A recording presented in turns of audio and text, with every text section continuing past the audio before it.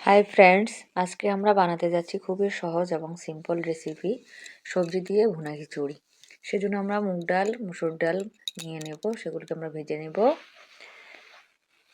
ভেজে নেওয়ার পরে আমরা একটা বাটিতে মশলাগুলো গুলে নেব, ধনে, জিরে, আদা, আর সাথে আমরা আলু, ফুলকপি, ব্রকলিগুলোকে লবণ হলুদ দিয়ে ভেজে নেব।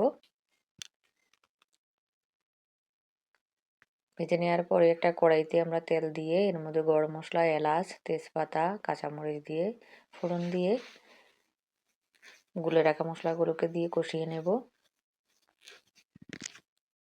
ভেজে রাখা ডাল ও চাল একসাথে নিয়ে ধুয়ে জল ঝরিয়ে রেখেছিলাম, সেগুলোকে দিয়ে ভেজে নেব।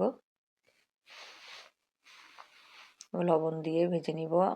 সাথে আমরা টমেটো কেটে দিয়ে দিয়েছি, আর ভেজে রাখা সবজিগুলোকে দিয়ে ভালো করে কষিয়ে দ্বিগুণ পরিমাণ জল দিয়ে দেব।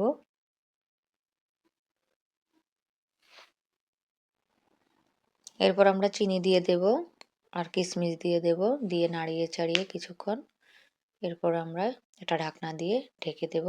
ঢেকে কিছুক্ষণ রাখার পরে একটা পাশে কড়াইতে শুকনো মরিচ আর জিরে ফোড়ন দিয়ে খিচুড়ির মধ্যে দিয়ে আবার মিলিয়ে নেব।